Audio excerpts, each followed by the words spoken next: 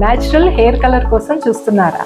అయితే Anoos henna and black expert వాడండి. గురువు గారు నమస్కారం. గురువు గారు నమస్కారం అండి సంధి గారు. గురువు గారు, మరి ఉగాది రాబోతుంది. తెలుగు నూతన సంవత్సరం మనందరం కూడా బాగా సెలబ్రేట్ చేసుకుంటాము. పంచాంగం తెలుసుకోవాలని అందరూ కూడా అనుకుంటారు. దట్టు సురేష్ బాబు గారిని తెలుసుకోవాలని ఆతృతగా చాలా మంది ఎదురు చూస్తున్నారు. మరి ఉగాది నామం ఏమిటి, ఎలా ఉండబోతుంది, ఉగాది పంచాంగం, అలాగే ద్వాదశ రాశుల వారి రాశి ఫలాలు ఎలా ఉండబోతున్నాయి తెలియజేస్తారా గురువు గారు? నమస్కారం అండి సంధి గారు. ముందు మనము శ్రీ పరాభావ నామ సంవత్సరం అంటే ఏంటో తెలుసుకుందాం. ఈ సంవత్సరం పేరు పరాభవ నామ సంవత్సరం. శ్రీ పరాభావ నామ సంవత్సరం. సో మీకు పరాభావం అంటే తెలుస్తూ ఉంటుంది. అవమానం, ఇన్సల్ట్ జరగటం, కొంచెం ఓడిపోవటం, అపజయము, ఇవన్నీ నెగటివ్ వర్డ్ అనమాట. ఇదేంటి నెగటివ్ వర్డ్ తో ఈ సంవత్సరం అంతా ఉంది అని చాలా మందికి ఒక డౌట్ వస్తుంది.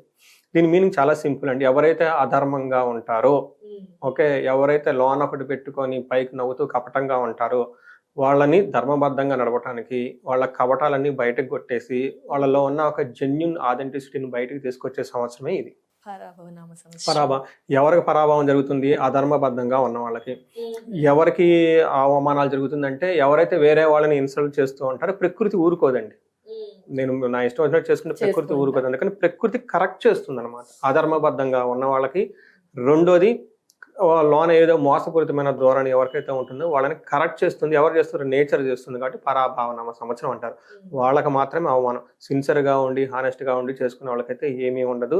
పెద్ద పెద్ద పొలిటికల్ పార్టీలు, నాయకత్వ లక్షణాలు ఉన్న వాళ్ళకి వాళ్ళల్లో ద్వేషపూరితమైన వాతావరణం ఉంటే బయటకు ఎక్స్పోజ్ అయిపోయేసి వాళ్ళు కింద పడిపోతారు. వాళ్ళకి అవమానం జరుగుతుంది అని గమనించుకోవాలి. గురువు గారు, మరి పరాభవ నామ సంవత్సరం ధనస్సు రాశి వారికి ఎలా ఉండబోతుంది గురువు గారు? ఓం గం గణపతియే నమః. స్వర్ణలక్ష్మి నమస్తే అస్తు. పరబ్రహ్మ స్వరూపిణి రాజ్యం దేహి ధనం దేహి సర్వ కామాంచ దేహి మే.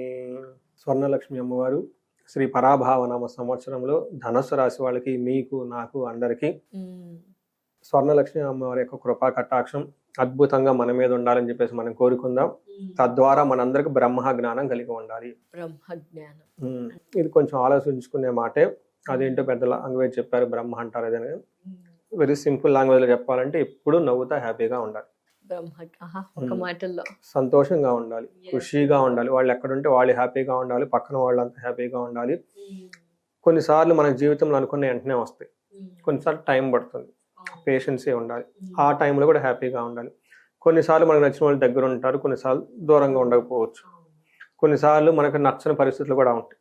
అలాంటప్పుడు కూడా మనం హ్యాపీగా ఉండాలి. అంటే టోటల్గా ఎలాంటి పరిస్థితి మన దగ్గర ఉన్నా మనలో చిరునవ్వు, ఒక హ్యాపీనెస్, ఒక ఖుషి, మనలో ఒక పాజిటివ్ ఎనర్జీ ఉండాలి. ఈ రాశి వాళ్ళందరికీ ఉండాలి. అయితే ఇలాంటి యొక్క వాతావరణం, మైండ్ సెట్, ఒక ఆలోచన ధోరణి, ప్రతిదాన్ని ఒక పవిత్రంగా చూడగలిగిన ఒక గొప్ప మనసు ఉండటమే బ్రహ్మ జ్ఞానం అంటారు. ఎప్పుడైతే మనం అద్భుతంగా చూస్తున్నామో ప్రతిదాన్ని, ఆటోమేటిక్గా వీ ఆల్సో ఫీల్ అద్భుతం కదండి. అమ్మవారు లక్ష్మీదేవి అమ్మవారు పరబ్రహ్మ స్వరూపిణి అంటారు. ఈ ఆనందం ఎక్కడ ఉంటుందో అమ్మవారు అక్కడే ఉంటుంది. అందుకని చిన్నపిల్లల మూల అంటారు. ఆడవాళ్ళని ఎందుకు అవుతున్నా డెకరేట్ చేసుకోమంటారండి. ఖచ్చితంగా అన్ని రకాల జ్యువెలరీ ఎందుకు పెట్టుకోమంటే అమ్మవారి స్వరూపం, ఫిమేన్ ఎనర్జీ ఉంటుంది అనమాట. అందుకని ఎక్కడైనా పచ్చటి పైళ్ళు ఉన్నాయి అనుకోండి, ఆనందం వేస్తుంది కదా. అందుకని పరబ్రహ్మతత్వం అనమాట. ఇలాంటి భావం మనకు ఫస్ట్ కలిగి ఉండాలి ఈ ధనుసు రాశి వాళ్ళందరికీ, మనకి అందరికీ. రెండోది రాజ్యం దేహి, అంటే ప్రతి ఒక్కరికి మనకి రాజ్యాధికారం కావాలి కదా. మన మాట 10 మంది వినాలి, కొన్ని వేల మంది, లక్షల మంది ఫాలో అవ్వాలి. మనకు ఒక గౌరవం, సమాజంలో స్టేటస్, పవర్, ఇంకా రెస్పెక్ట్, ఇవన్నీ కావాలి కదా. నెక్స్ట్ ధనం దేహి, అద్భుతంగా ఇంటి నిండా ధనం ఉండాలి. ఆఫీసులో ధనం ఉండాలి, బ్యాగుల్లో ధనం ఉండాలి, వ్యాలెట్లో ధనం ఉండాలి, ఫోనుల్లో ధనం, యాప్స్ నిండా ధనం ఉండాలి. లేదు అన్న ఫీలింగ్ ఇలా రాకూడదు. నెక్స్ట్ సర్వకామాంచ దేహిమే, ప్రతి కోరిక, ఎలాంటి కోరికైనా సరే నిమిషాల్లో ఒక థాట్ మనకి ఇది కావాలని వచ్చింది, అది నిమిషం కదా, ఒక సెకండ్లో ఆ కోరిక నెరవేరిపోవాలి. అలా అమ్మవారి యొక్క కృపా కటాక్షం మన మీద ఉండాలి. ఇది కాదు, ఫుల్. ఇంకా అన్ని ఎందుకు అడిగేది, పూర్తిగా అడిగేస్తే బాగుంటుంది. ఫుల్ అదే అన్ని ప్యాకేజ్ మొత్తం రాజ్యం దగ్గర నుంచి, ధనం దగ్గర నుంచి, అన్ని కోరికల దగ్గర నుంచి ముందు మనం బ్లిస్ఫుల్ గా ఉండాలి. అవన్నీ. అందుకని ఇలా చక్కగా శ్రీ పరాభావనామ సంవత్సరంలో ధనుసు రాశి వారికి అమ్మవారి స్వర్ణలక్ష్మి యొక్క కృపా కటాక్షం, అష్టలక్ష్మి యొక్క కృపా కటాక్షం ఉండాలి. చక్కగా వైభవపేతంగా ఉండాలని చెప్పేసి మనం కోరుకుందాం. ఈ ధనుసు రాశిలో మూలా నక్షత్రం 1, 2, 3, 4 పాదాలు, ఉత్తరాషాఢ 1, 2, 3, 4 పాదాలు, తర్వాత పూర్వాషాఢ 1, 2, 3, 4 పాదాలు, ఉత్తరాషాఢ ఫస్ట్ పాదం మనకి ధనుసు రాశిలో ఉంటారు. ఇలా చూడండి తమాషా, ఆదాయం 14, వ్యయం 11. ఓహో, ఆదాయం 14, వ్యయం 11. అంటే బాగా ధనం సంపాదిస్తారు, బాగా డబ్బు కూడా ఖర్చు పెడతారు. అయితే కొంచెం మిగిల్చుకుంటారని కూడా చెప్పొచ్చు. వీళ్ళు చూడండి, ఆ రాజ్య పూజ్యం 5 ఉంది, అవమానం 6 ఉంది, అంటే ఈక్వల్ గా ఉంది, ఒకళ్ళు అటు ఇటుగా.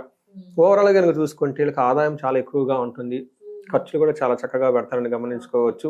వీళ్ళ చుట్టూ జనాలు ఎక్కువగా ఉంటూ ఉంటారు, కొంతమంది అప్రిషియేట్ చేయొచ్చు, కొంతమంది ఏంటో కానీ, బట్ ఓవరాల్ గా చూసుకుంటే బాగుందని మనం చెప్పుకోవచ్చు. రెండోది, వీళ్ళకి ఒక్క విషయాన్ని గమనించుకోవాలండి, ధనుసు రాశి వాళ్ళకి అర్ధ అష్టమ శని నడుస్తుంది. అర్ధ అష్టమ శని ఎప్పటి నుంచి ఎప్పటి వరకు? అది లాస్ట్ ఇయర్ ఆల్రెడీ ఉందండి. అయితే వీళ్ళ అదృష్టం ఏమంటేనండి, లాస్ట్ ఉగాదికి అది స్టార్ట్ అయింది. అయితే గురువు యొక్క దృష్టి ఉండటంతో శని యొక్క ప్రభావం వీళ్ళ మీద పడలేదు. గురువు వీళ్ళకి బాగా సపోర్ట్ చేశారు. అయితే రేపు జూన్ లో గురువు మారటంతో కొంచెం ప్రాబ్లమ్స్ ఫేస్ చేసే అవకాశం ఎక్కువగా ఉంటుంది. అందుకని జూన్ తర్వాత వీళ్ళు చాలా కేర్ఫుల్ గా ఉండటం అవసరం. 4వ స్థానంలో శని ఉంటే స్త్రీ బంధార్థ సుఖచ్యుతి అంటారు. స్త్రీ అర్ధ బంధు సుఖ చ్యుతి. చ్యుతి అంటే పోగొట్టుకోవటం. ఏం పోగొట్టుకుంటారంట, స్త్రీల ద్వారా లేదంటే వైఫ్ ద్వారా ప్రాబ్లమ్స్ రావచ్చు, బంధువుల ద్వారా మనస్పర్ధలు రావచ్చు, అర్ధ అంటే ధనం సంపాదపరచు, సుఖ అంటే ఇంటికి సంబంధించిన, కార్లకు సంబంధించి, బంగ్లాలకు సంబంధించిన వాటిలో ఛాలెంజెస్ వచ్చేసి అప్స్ అండ్ డౌన్స్ ఉండే అవకాశం ఉంటుంది జనరల్గా. అయితే గురు దృష్టి ఉండటంతో రేపు గోదావరి పుష్కరాల దాకా వీళ్ళకి అంత ప్రభావం పడదు, కానీ ఆ తర్వాత వీటిలో ప్రాబ్లం వచ్చే అవకాశం ఎక్కువగా ఉంటుంది, కేర్ఫుల్గా ఉండాలి. గురువు 7వ స్థానంలో ఉన్నారండి. అయితే 7వ స్థానంలో ఉండి గురువు వీళ్ళకి కాపాడుతూ ఉన్నారు, కానీ గురువు మారుతూ ఉన్నారండి. ఈ మారటంతో అష్టమ గురువు అవుతుంది. ఇప్పుడు శని ప్రాబ్లమ్స్ పెడుతున్నారు, మారిన గురువు కూడాను వీళ్ళకి ఇబ్బంది పెడుతున్నారు. 2 మేజర్ గ్రహాలకు వీళ్ళకి ఇబ్బంది పెట్టే పరిస్థితుల్లో ఉన్నారు. అయ్యో, ఇది జాగ్రత్తగా ఉండాలి. అయితే వీళ్ళకి లక్ ఏమంటేనండి, రాహు 3వ స్థానంలో ఉండి గ్రేట్ ప్రొటెక్షన్ ఇస్తున్నారు, చాలా బాగా ప్రొటెక్షన్ ఇస్తున్నారు.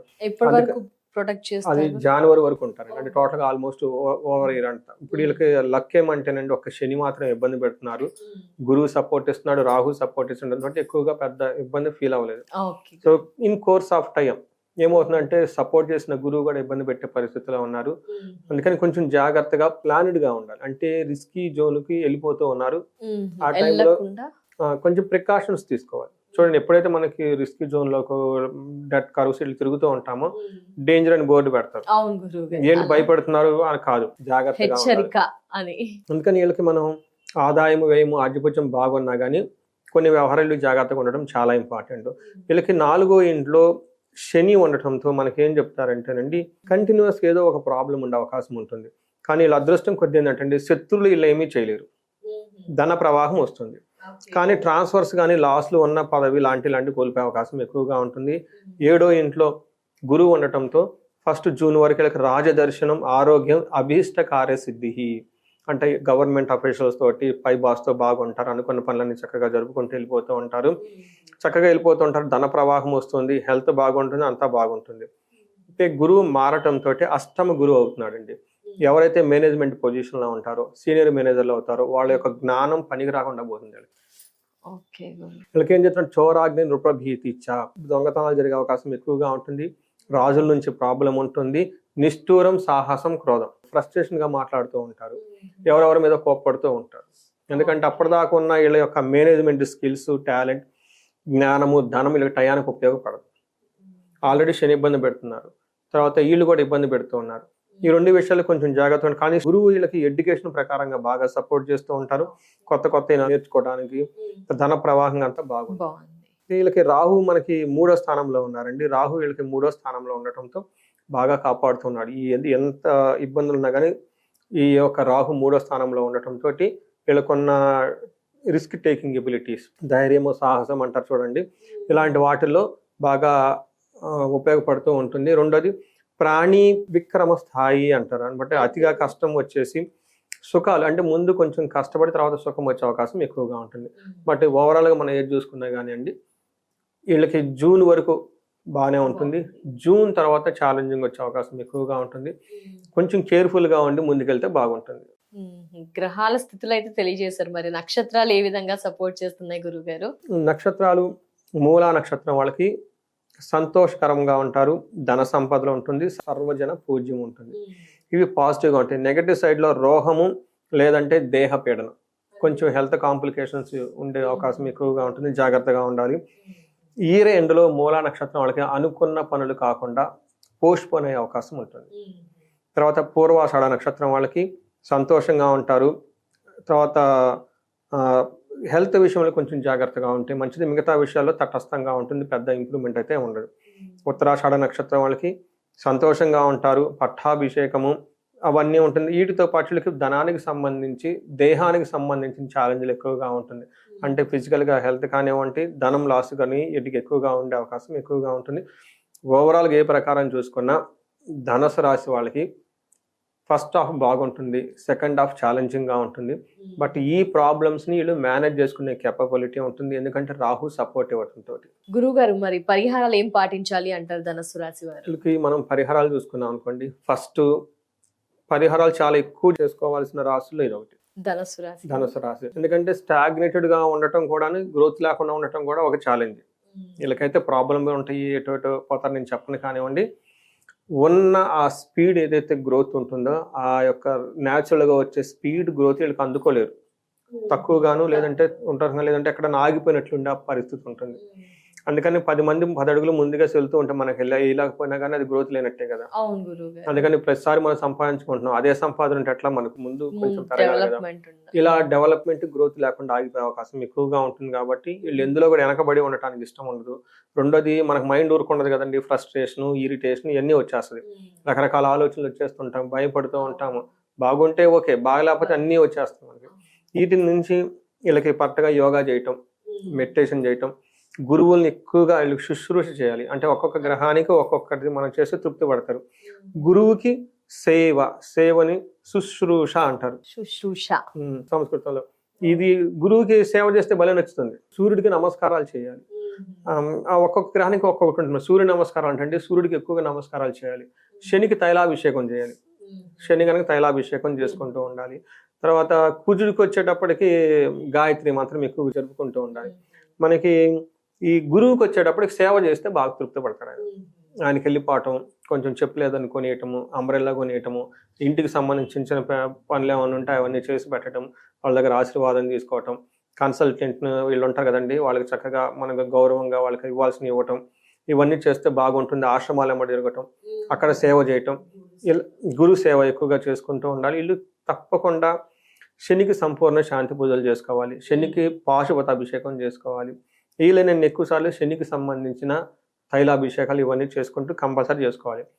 గురువు వీళ్ళకి అష్టమంలోకి వెళ్ళిపోవడంతో ఆధ్యాత్మికంగా ఉండడం చాలా ఇంపార్టెంట్. ఆశ్రమాల్లో, మఠాల్లో అక్కడ ఉండేసి కొంతకాలం వాళ్ళకి సేవ చేస్తే అది ఎనర్జీ అంతా, నెగిటివ్ ఎనర్జీ అంతా పోతుంది. తర్వాత యోగా, మెడిటేషన్ కంపల్సరీ చేయాలి. వీటితో పాటు వీళ్ళు దర్శనాలు, క్షేత్ర దర్శనాలు ఏం చేస్తే, ఫస్ట్ తిరునల్లారు అని ఉంటుంది తమిళనాడు, ఖచ్చితంగా దర్శనం చేసుకోవాలి. రెండోది మనకి కోటప్పకొండ గుంటూరు దగ్గర, అక్కడ గురువుకి సంబంధించిన దక్షిణామూర్తి అవతారం అవుతూ ఉంటారు, హోమాలు అవన్నీ చేస్తుంటారు. చేపించుకుంటే చాలా చాలా గురువు యొక్క ఆశీర్వాదం, బలం పెరుగుతూ ఉంటుంది వీళ్ళకి. వీటితో పాటు ఇండివిజువల్గా జాతకం చూపించుకోవడం చాలా ఇంపార్టెంట్. రెండోది, అందరికీ మొన్న కూడా రీసెంట్గా ఇదే కాంబినేషన్తో జాతకాలు చూశాను. వీళ్ళది ధనుసు రాశి. వీళ్ళ ఇంట్లో సింహరాశి ఉన్నా, మేషరాశి ఉన్నా, మీనరాశి ఉన్నా, కుంభరాశి ఉన్న ప్రాబ్లమ్స్ అధికమయ్యే అవకాశం ఉంటుంది, గుర్తుపెట్టుకోండి. Like mother, father, kids, wife ఎవరైనా ఈ రాశి ఉంటే ఇబ్బందులు ఉంటాయి. ఈ రాశి వాళ్ళకి అంటే ఈ ధనుసు రాశి వాళ్ళకి ఇంట్లో ఇందాక చెప్పుకున్న రాశులు ఏమేమి రాశులు, సింహరాశి, తర్వాత మేషరాశి, కుంభరాశి, మీనరాశి, ఈ రాశులు వాళ్ళు ఎవరైనా కనుక ఉంటే, ఎందుకంటే వాళ్ళకి శనిపీడలు ఉన్నాయి, వీళ్ళకి శనిపీడలు ఉన్నాయి. ఒక ఇంట్లో ఇద్దరు శనిపీడలు ఉంటే అది చాలా చాలా ఇంటెన్సిటీ ఎక్కువగా ఉంటుంది. ఇదేమంటే అవుట్ ఆఫ్ ది ఎక్స్పీరియన్స్ కుంభరాశిని వాళ్ళు ఇప్పుడు కాదండి, 2 years బ్యాక్ ఎప్పుడో ఒకళ్ళు కలిశారు కపుల్. ఆమె కాకినాడ నుంచి అక్కడి నుంచో వచ్చారు వాళ్ళు. వాళ్ళ బాబుని తీసుకొని ఆమె నన్ను కలవటానికే వచ్చింది. ఆమె చెప్తూ ఉంటే బాగా ఏడ్చేసింది. 1 yearలోనే ఫాదర్ని, తర్వాత వాళ్ళ హస్బెండ్ని, ముగ్గురిని కోల్పోయారు ఒకే ఇంట్లో, ఒకే సంవత్సరంలో. చూడండి, ఆ ఇంటి పెద్ద ఆయన పోయాడు, ఆయనతో పాటు మిగతా వాళ్ళు కూడా పోయారు. నేను జాతకాలు చూసినప్పుడు షాకింగ్ తీసిందంటే మొత్తం శనిని. కుంభరాశి వాళ్ళది, వాళ్ళు చనిపోయిన ఆయనది కుంభరాశి, భార్యది కుంభరాశి, పిల్లలది కుంభరాశి. అలా ఉండకూడదు అంటారు గురు. ఉండకూడదు. ఎందుకంటే ఇదే నక్షత్ర దోషము, సేమ్ నక్షత్ర దోషం సేమ్. ఎందుకంటే మన పెద్దవాళ్ళు ఆపోజిట్లో చేసుకోమంటారు పెళ్లి. ఎందుకంటే మనకి ఎగ్జాక్ట్గా ఆపోజిట్ రాసి చేసుకుంటే వీళ్ళకి ఇప్పుడు ఏలినాడ్సిన వచ్చింది, మా వాళ్ళకి ఎప్పుడో ఏలినాడ్సిన ఎప్పుడో వస్తుంది. అందరితో ఒకే రాసి అనుకోండి, అందరికీ ఏలినాడ్సిన ఒకటేసారి వస్తుంది. చూడండి ఇలాంటివి జరుగుతూ ఉంటాయి. సో ప్రాణాలు పోయేంతగా అయ్యాయి గురుగారు. అందులోని వీళ్ళకి దశ అంతర్దశలు 8th కానీ 12th ఇలాంటి దశలు నడుస్తూ ఉంటే సీరియస్గా ప్రాబ్లం ఉంటుంది. ఓకే, అంటే ఇక్కడ ఒక సందేహం కలిగింది గురు, ఎప్పుడెప్పుడు చెక్ చేయించుకోవాలి జాతకాలు? ఎవ్రీ ఇయర్ లేకపోతే ఇలా ఉగాదికి కంపల్సరీ చూసుకోవాలండి. వాళ్ళకి సిగ్నల్స్ వచ్చేస్తుంటాయి, ఓ మనం చేస్తున్న పని జరగట్లేదు, ఇంట్లో ఆరోగ్యపరంగా బాగా ఇబ్బందులు ఇట్లా కోల్పోవడం అలాంటివి అయినప్పుడు అలాంటి జరుగుతూ ఉంటుంది. ఎక్కడో రొటీన్ ప్యాటర్న్ దెబ్బతింటుంది, గమనించుకుంటాం కదండి. Life style day to day ఎక్కడో చేంజెస్ వస్తుంది అన్నప్పుడు ఇమ్మీడియట్గా హారోస్కోప్ చెక్ చేయించుకోండి. హారోస్కోప్ చెక్ చేసుకోవడానికి మంచి అసలు డబ్బులు తీసుకుంటారు, ఎందుకంటే వాళ్ళు టైం అంతా పెడతారు కాబట్టి. మీరు ఆ నమ్మకం ఉండాలి. అయితే ఆ పరిహారాలు చేసుకుంటే లైఫ్ ముందుకు వెళ్తుందండి. సో వీళ్ళకి కొంచెం ఎక్కువగా ఉంది అంటే నెగిటివ్గా మనం ఉగాది టైంలో చెప్తున్నామని చెప్పుకోకూడదు. ఒక హెచ్చరిక లాంటిది అనుకోవచ్చు గురువు బాగుండాలి అనే ఉద్దేశంతో బాగుండాలి. కొంచెం దోషం చూపిస్తుంది, రిస్క్ ఎందుకు, పరిహారాలు ఎక్కువగా చేసుకోండి. ఆల్రెడీ మనం చాలా పరిహారాలు చెప్పుకున్నాము. వాటితో పాటు ఇంకా ఎవరికైనా విశేషంగా ప్రాబ్లంగా ఉందని వాళ్ళకి అనిపిస్తే, ఇప్పుడు కొంతమంది ధనం కోల్పోతూ ఉంటారు, నమ్మించి మోసపోతూ ఉంటారు. నమ్మించి మోసం చేసి ఆ ట్రాప్ లో పడి దాని నుంచి బయట మళ్ళీ మిస్టేక్లు చేసిన వాళ్ళు చాలా మంది. మెయిన్ ఇంట్లో ప్రశాంతత కూడా కరువైపోయింది, వాళ్ళ రేపు ఉండదు. ఇంకా వేరే వాళ్ళు ఉంటే ఎక్కువ ఉంటుంది. అందుకని ఎంత ఆ జోన్ లోకి పోకుండా ముందుగానే మనం చూసుకొని 1-2 సార్లు చేసుకొని, ఏం చెప్తారండి వాళ్ళు, పూజలు చేయండి, అవి చేయండి, అంతే కదండి. ఎవరు పరిహారాలు చెప్పినా ఒక 10 లక్షలు ఇన్వెస్ట్ చేయండి, ఒక 10 లక్షలు బిజినెస్ చేయండి ఎవరు చెప్పరు కదండి. పూజలు చేసుకోండి, గుళ్ళకి వెళ్ళండి, తపాలు చేయండి, లేదంటే జపాలు చేయించుకోండి, హోమాలు ద్రవ్యాలు అవుతాయి, ఇవి తప్ప ఇంకెవరేం చెప్పరు కదండి. లేదంటే కొన్ని సంవత్సరాలు చదవండి, మఠాలు తిరగండి, ఇవన్నీ తిరగండి, సేవ చేసుకోండి అని చెప్తారు. సో ఈ రాశి వాళ్ళకి అష్టైశ్వర్యాలు కలగాలి, భోగభాగ్యాలు కలగాలి. ఏమైనా గ్రహాలకు ఇబ్బంది పెట్టేవంటే ఆ ఇబ్బందులు ఎక్కువగా పెట్టకుండా లైట్ గా అంటే పెట్టకుండా ఉంటే మళ్ళీ వాళ్ళ కోపం వస్తుంది. లైట్ గా ఇబ్బంది పెట్టేసి మళ్ళీ ఏదైతే సపోర్ట్ ఇచ్చే గ్రహాలు ఉన్నాయి ఇంకా బాగా సపోర్ట్ ఇచ్చేసి అమ్మవారి కృప వల్ల, ఎందుకంటే మనం ఈ గ్రహాల కంటే ఇంకా పైన పెద్ద పెద్ద దేవతలు ఉంటారు, మనం లక్ష్మీ అమ్మవారి వీళ్ళందరూ కృప వల్ల ఆ దోషాలు త్వరగా పోగొట్టుకొని లైఫ్ లో హ్యాపీగా ఉండాలని చెప్పేసి మనం కోరుకుందాం. తప్పకుండా. ధన్యవాదాలు గురువు గారు, మంచి వివరణ అలాగే పరిహారాలు తెలియజేసినందుకు. నమస్కారం. నమస్కారం అండి, ధన్యవాదాలు.